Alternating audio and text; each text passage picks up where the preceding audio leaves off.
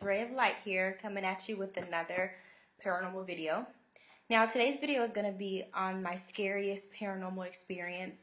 I can actually say that this was my scariest paranormal experience, but it's definitely one of the top 3. It all started when I was living in Albuquerque, New Mexico.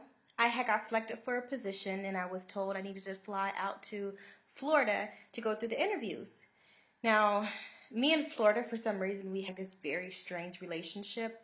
Every time I go to this state, I always have something happen to me in a very negative way spiritually. So I'm flying to Florida, and I'm already having a very uneasy feeling because I'm going to Florida of all places. And I know that every time I go there, the situation's not always the best.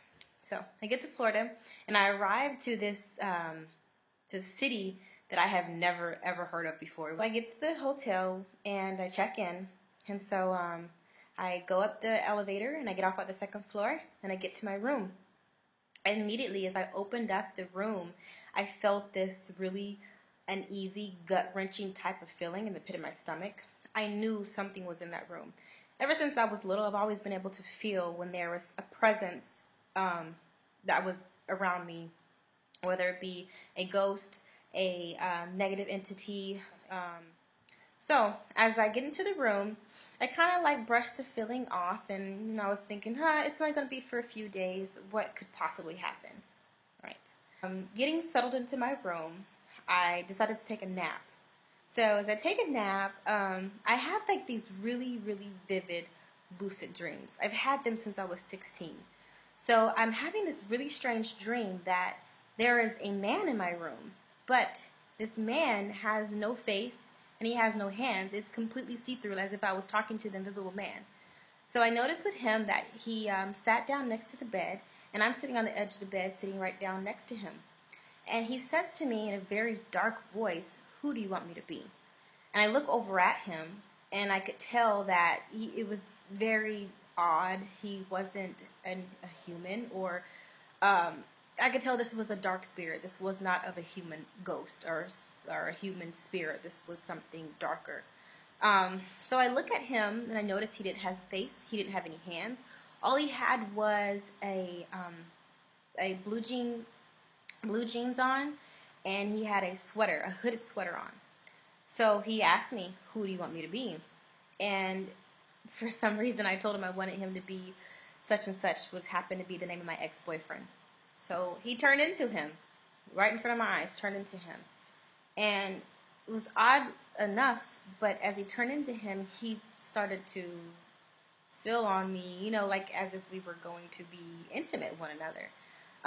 As he was trying to be intimate with me, I immediately woke up. And I'm sweating.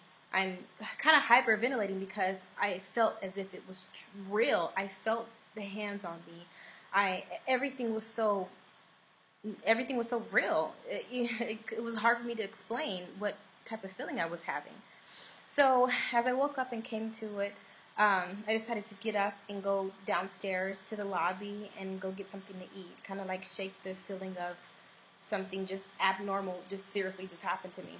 I come back up to my room, and I noticed immediately that the air in the room was a little darker and colder and damp. And this was in the middle of summer. And if you have been to Florida, you know summers in Florida are very humid and hot. So it was kind of cold and a little damp feeling in the room.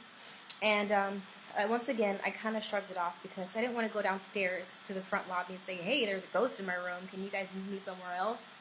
So I kind of just played it off to myself, told myself, "Oh, it's okay, it's going to be fine." So I get myself together for bed, finally dozed off to sleep. As I'm sleeping, I immediately woke up to something that, to this day, gives me chills when I think about it. It's about 3 o'clock in the morning. I feel something at the end of the bed grab hold of my ankles. And when it grabbed hold of my ankles, it started to pull me down the bed. And the reason why I woke up so quickly is because, firstly, I felt something grab my ankles. But secondly, as I was being dragged, I kind of came out of my dream state, and I was noticing that the pillow that I was laying on and the sheets that was on the bed with me was being dragged down with me at the same time, so I knew it was real. So I immediately jumped out of bed. I'm just like, oh, what the hell is happening?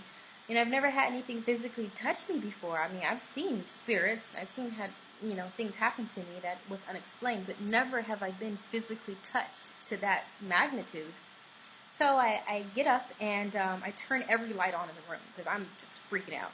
I turn every light on in the room, and I immediately call one of my good friends, and I just say to him, "Hey, please talk to me," until I fall asleep because something crazy is happening. So he talks to me for a bit, and then I eventually fall asleep.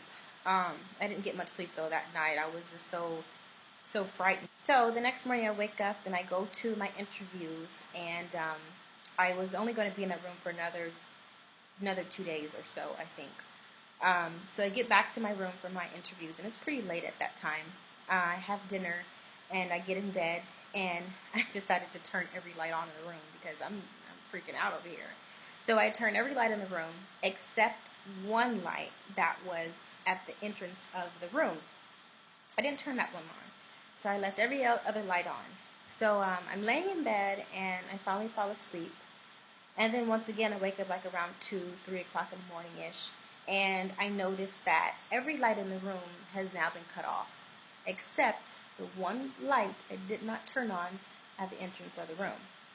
Day 3 had came, and it was time for me to travel back home. So as I'm traveling back home, I'm constantly thinking about everything that just happened to me in the past few days in that room. And I just pray and just thinking, I hope whatever that thing was, it did not follow me home. Well, as I get home and I start unpacking my things, once again I started feeling like this really uneasy, unsettling feeling in the pit of my stomach. I knew that thing had followed me home. It was pretty obvious. So I decided to go ahead and just brush it off and get into the bed and try to get a complete full night's sleep. So as I'm sleeping, I was awakened by something at the end of my bed. It was standing up at the end of my bed, and I couldn't see it, but I felt it. It woke me up by tapping on my foot. After that, it had claws, I guess you can say, because I felt something with a claw take its claw, just lightly grazed my calf and went all the way down to my ankle. I have no clue. I knew it wasn't of a human spirit. I knew it was something darker. Human spirits don't have claws. So I contacted the psychic that was in the area, and I told her my situation, what was happening, and she advised me to go get this bottle of protection oil. And she said, use that every day. This will keep this entity from harming you physically.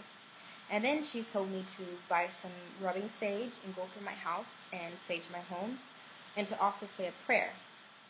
Now, I should have did everything she asked. She told me to, but I didn't.